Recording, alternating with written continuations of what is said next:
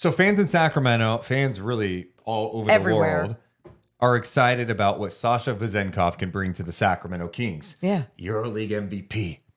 That shooting release, off-ball movement, the passing. We saw some of that in this first preseason game, but I think what caught some people off guard was, wait, Sasha came in the second half, 6:16 of the third quarter with the third unit? It caught some people by surprise because of what they saw. And then offensively in those minutes, he looked really, really good. Kind of what we thought he would be. Yeah, he lived up to what people thought he could do in the NBA, right? Shoot the ball, make it look as smooth as butter, move without the basketball, smart offensive player. So what is his role going to be with the Sacramento Kings? Mike Brown was asked today after practice about Sasha's role and how he looked against the Toronto Raptors. He played well for us offensively, I thought, against Toronto, and he's getting better. And again, like I said, we're just taking a look at different combinations.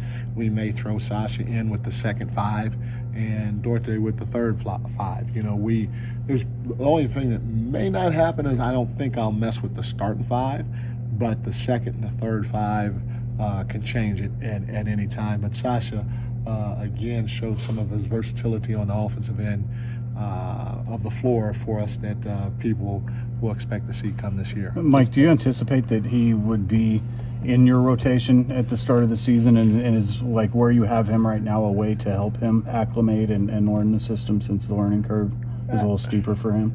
Yeah, that's a great question. I don't know if he will be or not.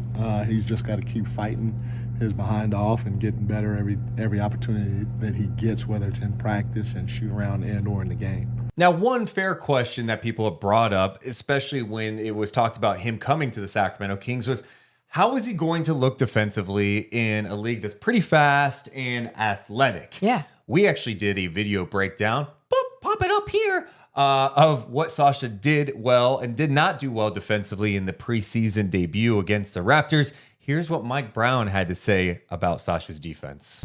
You mentioned Sasha's defense earlier in camp. I'm curious, what you saw in that first preseason game from him defensively, and how much of it is just adjusting to NBA speed, athleticism. His defense against Toronto was at best okay. He gave up middle a couple of times, and we're a no middle team. He's got to keep the ball on the sideline. And then he's got to make sure that he continues to understand the league. And so he's got to watch as much film as he can on guys that he may match up against so that he can try to pick up on their tendencies sooner than later. Okay, so a lot to unpack there from Mike Brown in those two clips. Yeah. He said that Sasha's defense was okay at best. He talked about the fact that he gave up middle. I'm trying to really look at this big picture, and I think Mike Brown is trying to really instill with his team, like, we have to be better defensively this year. Yep. And I think everyone with the Kings, I think Mike Brown, and I think a lot of fans realize Sasha's just naturally going to have some shortcomings defensively because he's not the most athletic guy on the planet. Right. And by the way, the NBA it's a whole different pace, whole different size of human beings, like all the things. I think some of the mistakes that Mike Brown referenced there and that we referenced in our video about Sasha, like giving up middle, those are things that fundamental mistakes. Yeah, those are things that have nothing to do with physical limitations. It's just understanding and learning things. Here's my thing with that, though. Yeah.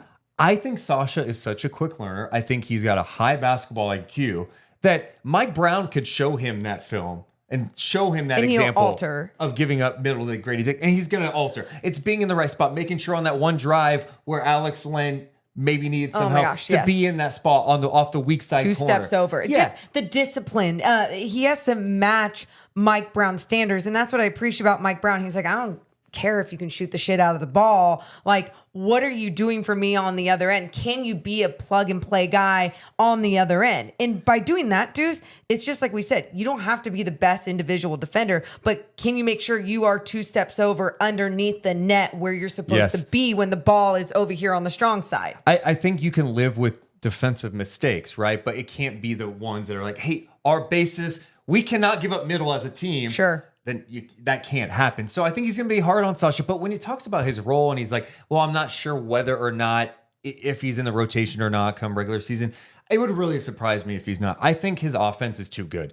And that was on display with the third unit, as you mentioned. You start thinking about him being staggered with some of these stars, with Sabonis out there, with Fox, with Keegan.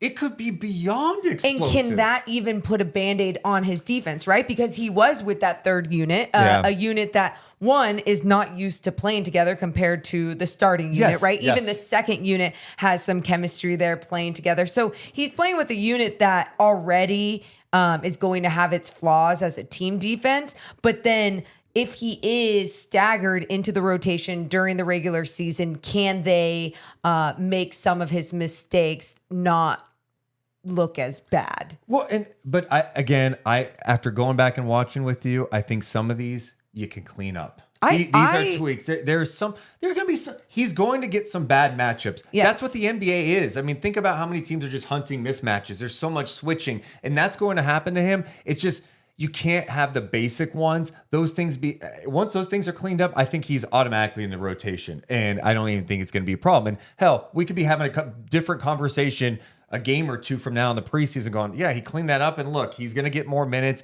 It's just he's too good offensively. And the other point I'm going to make is I don't think you send all your front office over, your head coach over. I think Jay Triano went over at one point to go watch this guy play and pretty much recruit him to have him come to Sacramento and be like a third. Especially if you didn't have enough faith in what his defense was going to look like and or translate into the NBA, right? Here's my thing. I think they know what he is as a defender in this league. They understand like there's going to be some limitations. Yeah.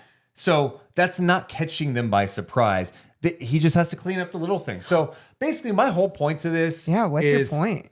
I'm not concerned yet. My Sasha not in the rotation. I'm not hitting the panic button yet because I'm like, you know what? He's got what Mike Brown said at the end there too. I'm like, I buy this.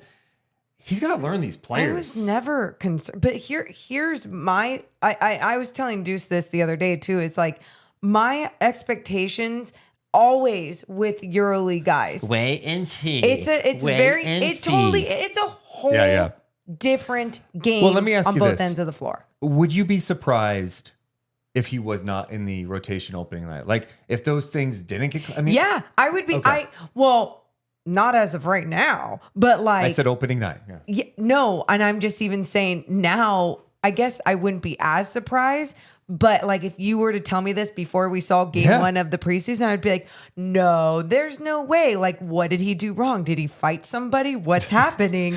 Obviously, that's not the case. It's just like, hey, if you don't meet these defensive standards, and I don't care, like Mike Brown said, if you have to watch more film and understand personnel and who you're guarding. And that was another thing that we mentioned in that video, of just understanding like how much you can come up on a guy between leaving them space, or if they're a shooter, like, are you going to elevate with them?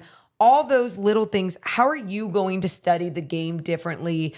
I think is going to be one of the biggest things. And then I just think you can only get better with those NBA minutes and that experience. So that's another thing that I'm hoping to see.